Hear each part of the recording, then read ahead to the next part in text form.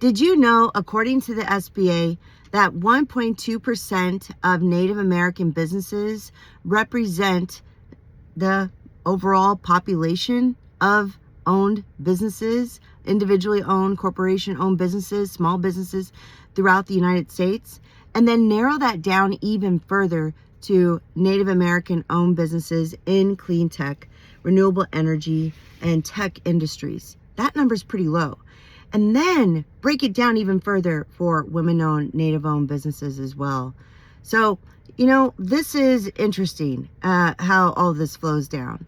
There are like 11 Native-owned businesses that are in renewable energy, clean tech industry. And then there's about 7 Native-owned businesses within this space. And then there's 2 Native-owned, women-owned businesses in this space. But there's one Native-owned business that the Native-owned woman is actually a licensed renewable energy contractor, and that's with degrees and licenses and schooling. And that person has to be, qualified to do this type of work. Others are qualified. They have degrees, but they're not licensed, and that's okay. We can move our way there. But it's important to break down those statistics and numbers. And according to the Tribal Business Journal, and back in February and 2 years ago, a study from University of Santa Barbara, that I found out that I happen to be that one Native-owned renewable energy business that is licensed, and I've been around for 17 years. Actually, this month on August 28th, it'll be 18 years. So adding those numbers up of all that professional experience and other Native-owned businesses that have been in this space. So there's so much opportunity here, and we shouldn't look at it as competition. And for other organizations and individuals that bring down others in this space, that have been in this space and have the credentials and the licensing and the schooling and the degrees that have been in this space, why are you bringing us down? Why are you bringing down others? And since my last post, many people, over a dozen to be exact, have reached out to me through Facebook Messenger, through texting, through calls, through emails, saying it is good work for me to talk about these things and point. I'm not saying their names. I did mention one organization. I'm not going to say names of folks that are doing this, because it just so happens that a lot of people already know who they are. We know who you are. And I'm not going to say their names, because I'm not going to bring anyone down, but I'm putting that out there. So hopefully they can hear these statistics and stop that behavior, shift that behavior. You don't have to invite me to be here, but that's the cost of being the boss. That's the cost of doing your thing. That's the cost of moving forward and not looking back and hearing all the noise, because I will continue to move forward. I don't have to rely on being a Native-owned business. I don't have to rely on being a veteran-owned business or woman-owned business. I rely on doing good work. And a lot of our work isn't even government contracting, isn't Native American contracting. It's nothing of that sort. It's actually through our local customers, 65 to be exact. And that one customer, we have 65 on-call areas that we're doing at work. They pay within the same week, sometimes 48 hours.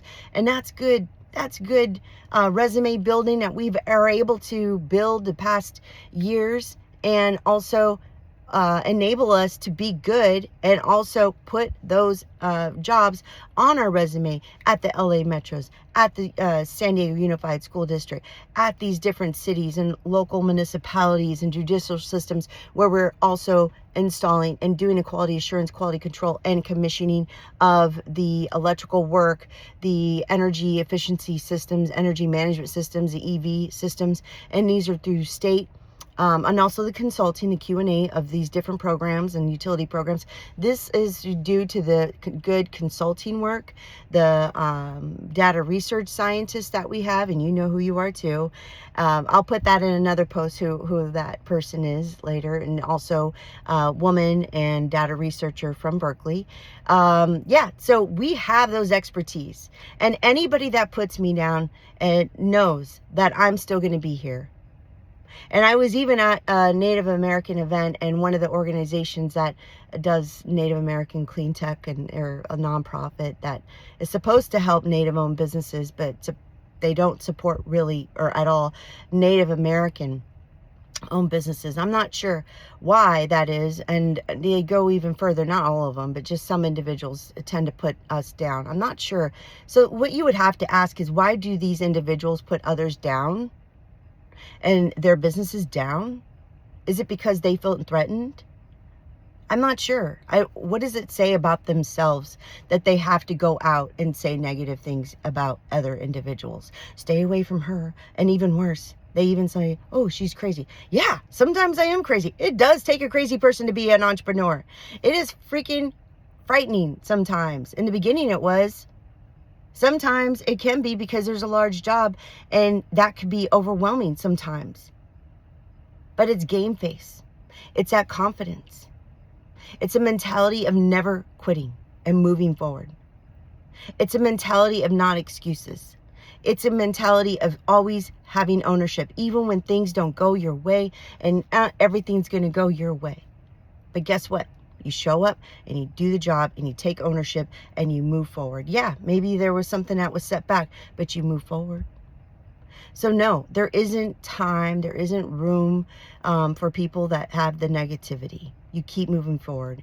And for those that said, you're still around? Yeah, I'm still around. 18 years to be in fact. And I will still be around. And I will still be a leader in this space. And I'm still going to be a mentor in this space because I have been around. Because I'm that salty sailor that have been in this industry for so long. And I continue to use my expertise to build up others and not break them down. And that's the cost to be a boss.